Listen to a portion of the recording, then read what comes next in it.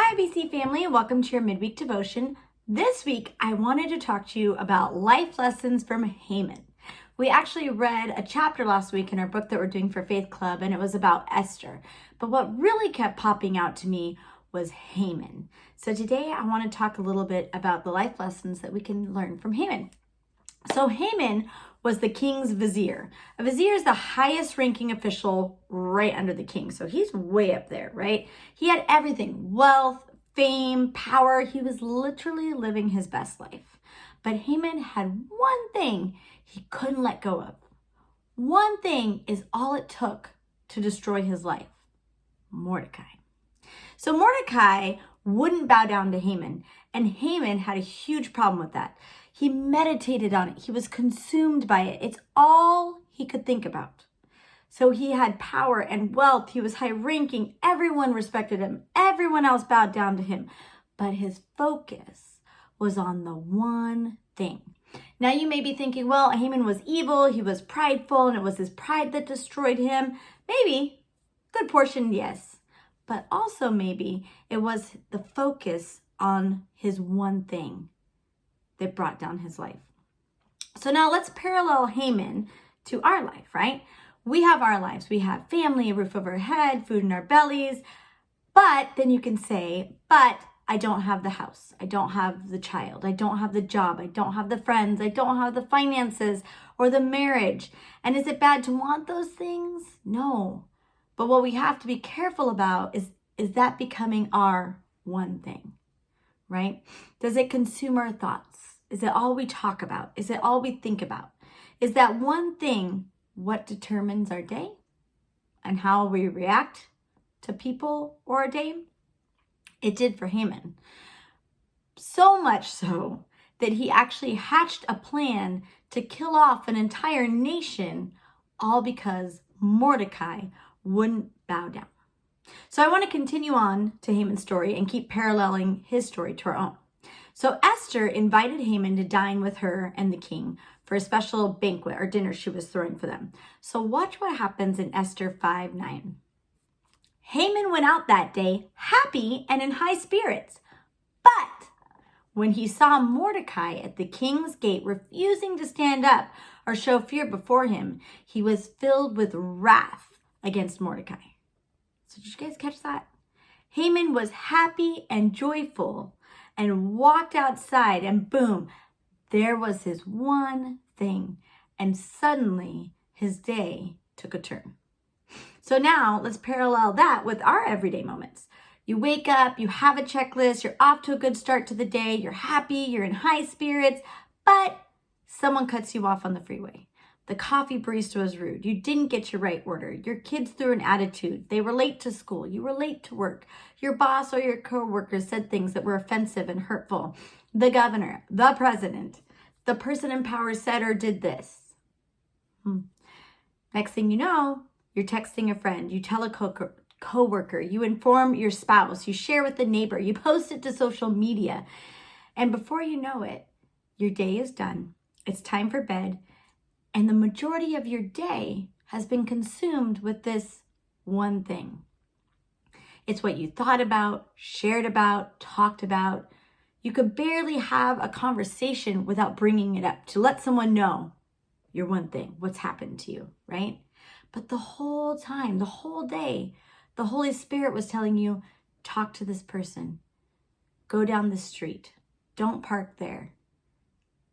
But your one thing was so consuming that you didn't hear that still small voice. You didn't sense his promptings because that one thing was so loud in your mind and in your brain. This is a conversation I probably have 80% of my day with the students that I teach. It's a constant discussion of, yes, I understand what's happened to you. I understand how you're feeling. I understand that it's disappointing. I understand that you're frustrated. Absolutely, it's not okay. But are you going to let this one thing ruin the rest of your day, or are you going to let it go? Can't do anything about it now. And let's have a good rest of your day. Let's sit back down and finish school and have a great day. Let's make good choices. I have that conversation with my own kids all the time. Are you going to let this one thing make your day horrible? Are you going to let this one thing continue to just ruin every other thing in the day? Or are we going to give it to God? Are we going to let it go so that we can have a good day? I can only imagine God having this conversation with us, his children, day in and day out. God sitting up there on his throne going, I get it. I get that you're frustrated. I get that this wasn't fair. I get that you don't understand why. Absolutely, I understand how you're feeling. But are you going to let this one thing ruin what I have for you? Are you going to let this one thing be all that you think about and all that you talk about? Or can you just give it, let it go, cast it on me, give it to me so that I can keep you going in the direction you need to go, right? It's that choosing to continue, it's that choosing joy moment, choosing to let it go and focus on other things and choose the joy and choose God. It's that life of gratitude. Instead of dwelling on what you don't have, you focus on what you do have. Now, let's jump back into Haman's story. So Haman was happy. Then he saw Mordecai and he's angry now. And he went home to his family and friends. And here's another amazing lesson from Haman. Be careful who you're venting to, who you're talking to. So Esther 5:10 says, nevertheless, Haman restrained himself and went home. There he called for his friends and Zeresh, his wife. And Haman recounted to them. Now listen to what Haman tells them. All the glory of his riches, the abundance of his 10 sons, all the things the king had promoted him, and how he had advanced him above the princes and the servants of the king. And Haman added that Queen Esther did not let any man come with the king to the dinner she had prepared except for him. And tomorrow he was also invited to dine with the king. Now he could have just stopped there. What an amazing day, a great praise report. But in verse 13 he says, yet all this benefits me nothing as long as I see Mordecai the Jew sitting at the king's gate. Then Zeresh, his wife, and all his friends, be careful who you talk to, said to him, let a gallows be made 50 cubits high, and in the morning speak to the king that Mordecai may be hanged on it. Then you can go merrily with the king to the dinner. And the thing pleased Haman, and he caused the gallows to be made. Be careful who your friends are. Be careful who you vent to. Venting sometimes is needed. It's needed to get something off of your chest instead of stuffing it down. But when you say it to the wrong person, see, Haman vented to his friends and his wife, and they contributed and propelled him to his demise.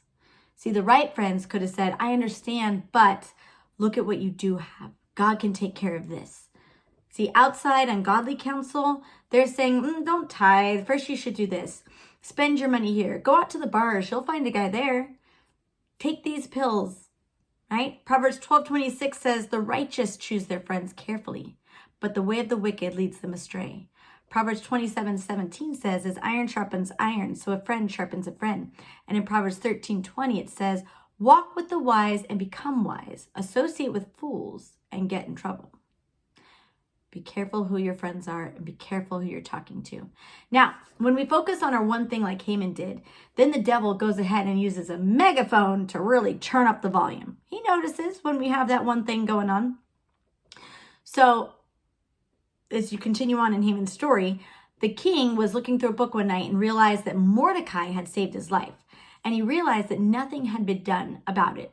So now Haman walks in. So now you got that picture. Esther 6:6.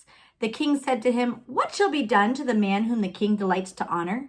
Now Haman thought that the king was talking about him. So he said, let the royal clothes the king has worn be put on him. Let him ride the royal horse. Let a royal crown be put on his head. Parade him through the city and proclaim that thus shall be done to the man whom the king delights and honors. Isn't that just like the devil?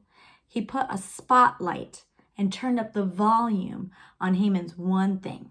Because everything that Haman just said, the king then asked Haman to go do for Mordecai. Okay? And so for those of you who don't know how the story ends, right after that, he ended up going to the dinner with Esther, where Esther told the king, Haman is a wicked man. And then Haman was killed on the gallows that he himself built.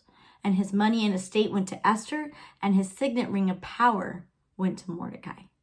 I mean, so many life lessons in Haman's story.